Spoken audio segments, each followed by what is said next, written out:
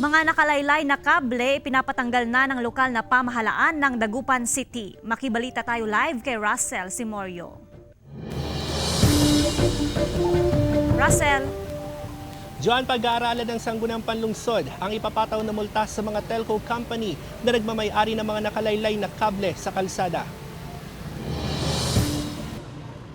Kaliwat ka ng mga nakalaylay na kable ang makikita sa iba't ibang kalsada sa lungsod ng Dagupan. Ang ilan halos abot kamay mo na, apektado na, maging ang ilang dumadaan dahil sa peligro na maaring idulot nito. Delikado rin, bigla na lang babagsak yung kable dahil wala nang kakapitan. Nakakadisgrasya. Ipinatawag ng Sangguniang Panlungsod sa isang sesyon ang Dagupan Electric Corporation para talakayin ang naturang problema. Inalam muna sa DECORP kung ano yung kanilang paliwanag tungkol sa mga nangyari na ipinarating sa sanggunian na nagkakaroon ng mga allegedly yung mga nakalaylay na mga electric cables. Ayon sa DECORP, bagamat sa mga poste nila nagrerenta ang mga telco, hindi umano nila responsibilidad na ayusin ang mga ito.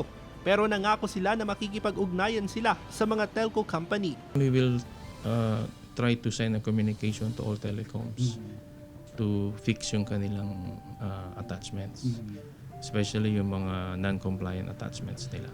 Muling ipatatawag sa sesyon ang pamunuan ng DECORP at maging iba't ibang telco company para pag-usapan ang pagsasaayos sa mga kable. Para sa kalinawan ng taong bayan, kung papaano ba natin mapapaganda ang itsura ng ating mga lansangan, lalo na't hinaharap na natin ang Bangus Festival.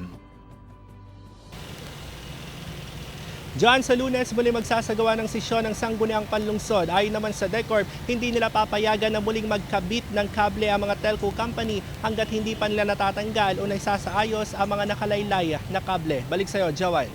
Maraming salamat, Russell Simorio.